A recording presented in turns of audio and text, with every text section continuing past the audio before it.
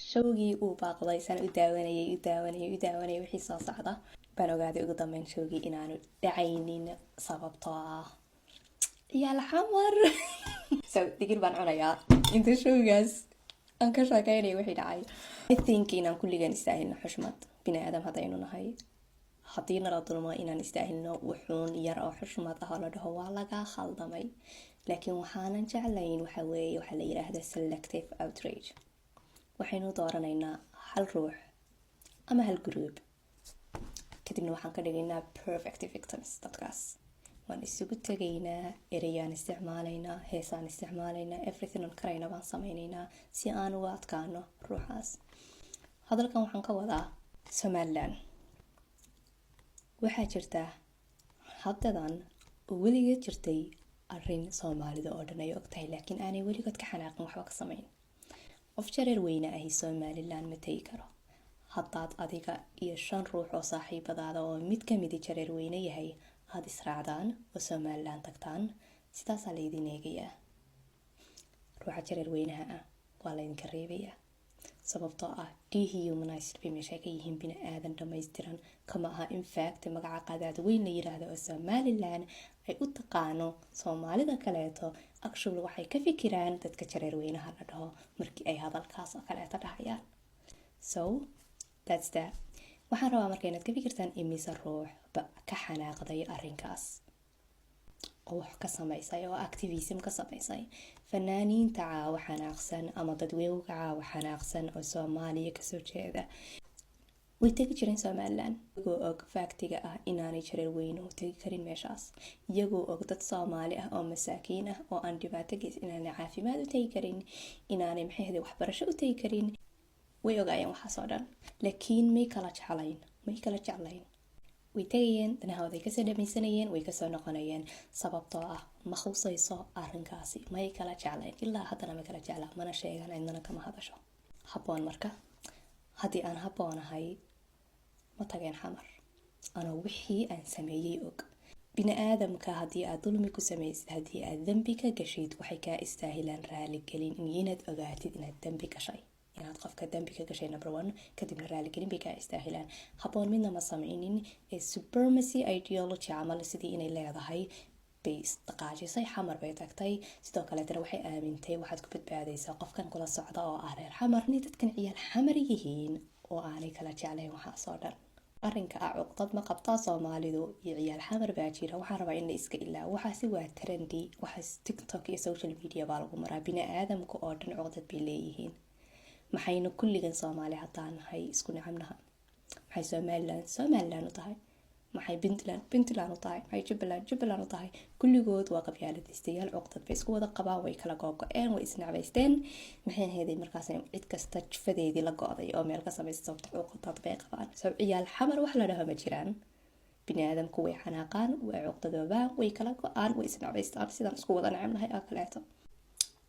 waxaan doonayaa markaa inaan u maradhaarin waxaan u malaynayaa in laga wado inaan u seeto dheerayno miyaa la dhahaa, ama aan u cudur daarnaabaayo. sababtoo ah wax yar ma qaadato si qofii u noqdo fanaan.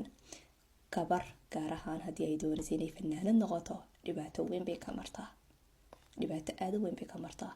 markaad isku daydid inaad fanaan noqotid aad Soomaaliya joogto, especially aad gabar tahay, waxa ugu horeeya u baahan tahay waxa weeye in fursad lagu siiyo, in codkaaga la dhageysto, in lagu maqlo kaliya, inaad heesi kartid iyo in kaleeto, in la aamino codkaaga, in la maalgeliyo muusigaaga, in videoyaal lagaa sameeyo, in la tuso adduunka. waxaasaad u baahan tahay. haddii aad soo baxdid aminkaba adigoon kala baranin wixii meesha ka dhacayay iyo fanaannimadu sida u shaqeyso, waxaad la kulmaysaa qofkaasi wuxuu iibsanayaa aaminaadaada. waad aaminaysaa, waxaad gaaraysaa xad aanad qofka ka diidi karin wixii uu ku weydiiso. waa meesha uu ku jiro abwaanka heestan sameeyey, ugu jiro fanaaniintan. anigu kulligood waxaan aaminsanahay inaanay rabin in ay qaadaan heestan, ee ay u sameeyeen keliya inay caddeeyaan habkay u aaminsan yihiin abwaankaas iyo habkay u caddayn lahaayeen Somalilandarnimadoodu inay ku xiran tahay. intaa keliya baan aaminsanahay inay u sameeyeen. inay nacayb u qabaan xamar ma aaminsan, runbaa wanaagsan inay nacab yihiin deep down xamar intay meel fadhiyaan dhahan waan nacbay xamar. I don't think inay taasi run tahay. Waxaan isleeyahay waxaa ku xiran inay thrive gareeyaan oo horey u socdaan baa kaga xiran waxan ay sameynayaan. So inaan u cudur daarno way ahayd, laakiin iyaguna inay qaataan waqtiga ah inay dhahaan way xoogaa yar waxay ahayd way yar gudubtay heestaasi, wixii hore oo dhan way ka shisheysay. Waxaa jira dagaal Soomaaliya iyo Puntland iyo SSC dhexdooda ka dhacay. Dagaalkaa ma ilaawi karo. Dagaalkaasi qayb weyn buu maskaxdayda ka qaatay, dhibaato weyn buu igu sameeyey. Waxaa jira dad caan ah oo hooyo iyo maamo looga yaqaano Soomaalida dhexdeeda iyo social mediaha oo Somaliland jooga, oo aan aaminsanahay anigu inay magacoodu dhiigdaadiyey, in carabkooda iyo hadalkooda iyo nacaybkooda dartood ay dad ku dhinteen, inay dhaqaalo ku bixiyeen si ay dad u dhintaan, especially dad dhalinyaro ah, wiilal dhalinyaro ah oo aan garanin waxay sameynayaan oo la hubeeyey oo kulligood la isu soo diray in ay ka qayb qaateen. Selective outrage weeye dadkaasi inay sharfan yihiin. Simply gabadhan yar oo maxay ahayd heesta soo qaaday oo u baahnayd platformkana aan nacabnahay. Reer xamarku way jecel yihiin haweeneyda, way jecel yihiin haweeneyda iyo haweeney kaleeto oo dhinaca bariga joogta iyadana.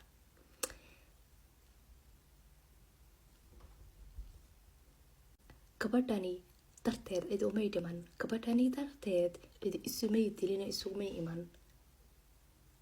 Dadkan dartood waa loo dhintay, waa la isdhaawacay, waa la kala guuray, waa la isbireeyo, la isgowracay. laakiin waad jeceshihiin kuwan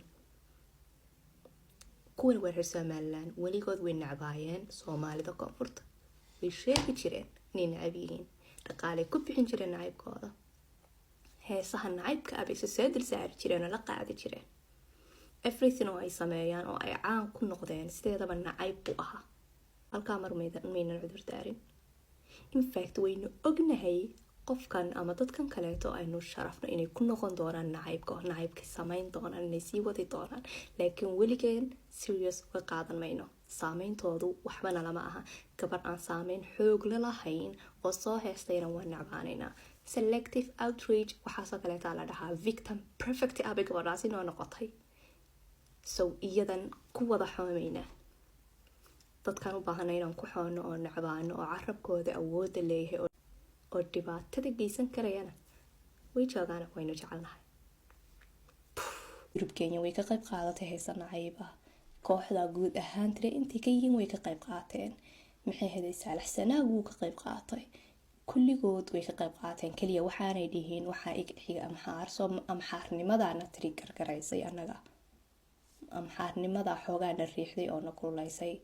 haddii Kenyaati la oran lahaa ama Yemeni maynu yar fiicnaan lahayn, arrinku ma fududaan lahaa.